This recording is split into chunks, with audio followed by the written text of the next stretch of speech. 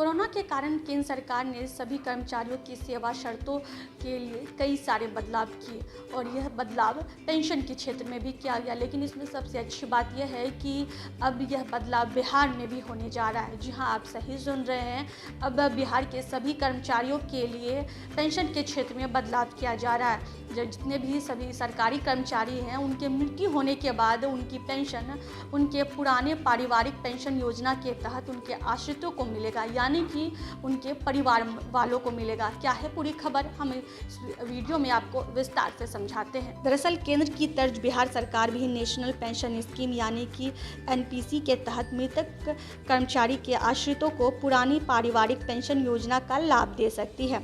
इसकी नियमावली बनाने के लिए वित्त विभाग के सचिव की अध्यक्षता में एक कमेटी गठित की गई। सूत्रों की माने तो कमेटी अपना रिपोर्ट जून तक राज्य सरकार को सौंपेगी। वहीं नए बदलाव के तहत मृतक कर्मचारियों के आश्रित को उनके आखिरी वेतन भुगतान की 50% राशि पेंशन के तौर पर दी सकती है। हालांकि इसका लाभ नए नियुक्ति होने वाले कर्मचारियों को मिलेगा। इसके लिए कर्मचारियों को पहले ही ऑप्शन चुनना होगा। वैसे भविष्य में एनपीसी के तहत आने वाले पुराने कर्मचारियों के आश्रितों को भी यह लाभ दिया जा सकता है, क्योंकि केंद्र ने नए और पुराने सभी कर्मियों को यह फायदा दिया है। वहीं आपको बता दें कि केंद्र के एनपीसी के तहत आने वाले कर्मचारियों की मृत्यु होने पर उनके आश्रितों को पुरानी पेंशन योजना के तहत मिलने वाली पारिवारिक पेंशन योजना देने के लिए पेंशन नियम में संशोधन किया है। कोरोना संक्रमण के कारण केंद्र सरकार ने अपने कर्मचारियों की सेवा शर्तों में कई बदलाव किए। ऐसा ही एक बदलाव पेंशन से भी जुड़ा है।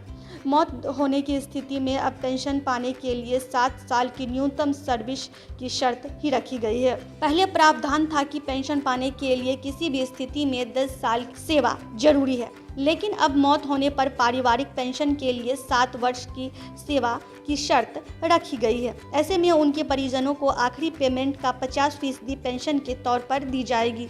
कार्मिक मंत्रालय ने हाल ही में इस आशय का आदेश भी जारी किया है। आपको बता दें कि अगर किसी कर्मचारी की मौत हो जाती है तो उसके आश्रित को 7 साल तक बेसिक का 50% और महंगाई भत्ता बतौर पेंशन मिलेगी। 7 साल के बाद बेसिक का 30% और महंगाई भत्ता मिलेगा। यानी अगर किसी कर्मचारी की मौत के समय बेसिक 50,000 है तो आश्रित को 25,000 और महंगाई भत्ता 7 साल तक मिलता रहेगा। 7 साल के बाद बेसिक का 30% यानी 15,000 और महंगाई भत्ता पेंशन के रूप में मिलेगा। वहीं आपको बता दें कि केंद्र ने 2004 में एनपीसी लागू किया था, जिसमें 2005 में बिहार सरकार ने भी अपने कर्मचारियों के लिए एनपीसी शुरू किया। प्रदेश में 1.95 लाख कर्मचारी एनपीसी के दायरे में आते हैं। दोनों में फ़र्क हम इस रूप में समझ सकते हैं कि पुरानी पेंशन के लिए कर्मचारी की सैलरी से कोई कटौती नहीं थी।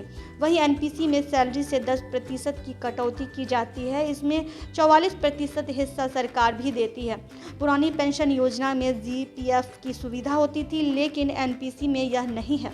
वहीं पुरानी पेंशन योजना में रिटायरमेंट के समय की सैलरी की करीब आधी राशि पेंशन मिलती थी और हर 6 महीने में महंगाई भत्ते का लाभ भी दिया जाता था। लेकिन एनपीसी में ऐसा कोई लाभ नहीं मिलता है। एनपीसी में कर्मियों को रिटायरमेंट के समय कुल जमा राशि का 60% एक मुश्त दे दिया जाएगा। शेष 40% को शेयर बाजार में निवेश कर उसके आधार पर पेंशन तय होगा। तो बिहार में सभी सरकारी कर्मचारियों के लिए पेंशन के क्षेत्र में बदलाव होने जा रहा है। अब जितने भी सरकारी कर्मचारी हैं, उनकी मृत्यु होने के बाद उनके पुराने पारिवारिक पेंशन योजना के तहत उनकी पेंशन उनके आश्रितों को दी जाएगी, यानी कि उनके परिवार वालों को दी जाएगी। तो हालांकि इसको लेकर जून में कहा गया है कि पेंशन क्षेत्र में बदलाव किया जाएगा, लेकिन अब देखना है कि क्या सभी कर्मचारियों को यानी कि सरकारी कर्मचारियों को पेंशन का लाभ मिल पाता है या नहीं। तो ऐसे ही तमाम खबरों के लिए जुड़े रहे दैनिक टॉप के साथ। धन्यवाद।